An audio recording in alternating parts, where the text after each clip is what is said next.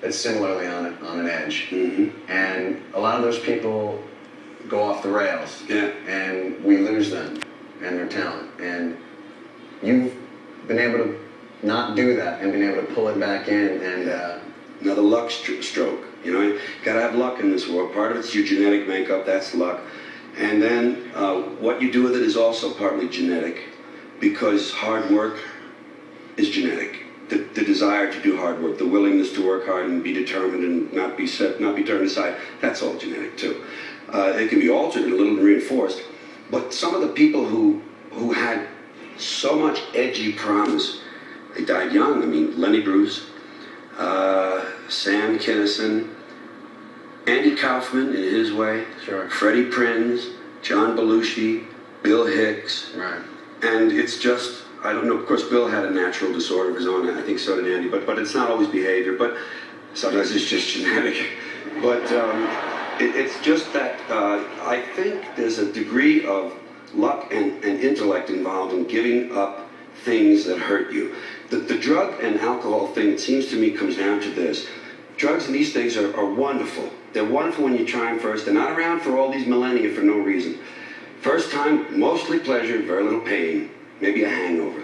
And as you increase and keep using whatever it is, the pleasure part decreases and the pain part, the price you pay, increases until the balance is completely the other way. And it's almost all pain and there's hardly any pleasure. At that point, you would hope, then the intellect says, oh, this doesn't work anymore. I'm going to die, and I'll do something. But you need people around you who can help you, and you need something to live for. You have to have something to look forward to bring you out of it. You know, there's a lot of people who don't have a lot to live for, and they're sort of stuck inside. Was there ever any fear that by giving up the drugs, you lose a bit of the genius by giving up the wild lifestyle, sanity being the enemy? Well, that has been a canard for a long time, that most of this creativity comes from being wacky.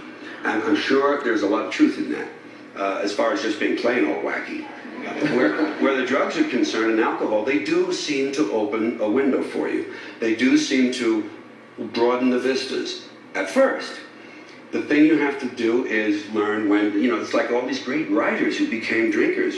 You have to sort of, like, I find with pot, I'm not a big drug user anymore, but I have always a joint somewhere near me. Might be hidden. And what I do, and I hardly touch it maybe once a month, that would be frequent for me.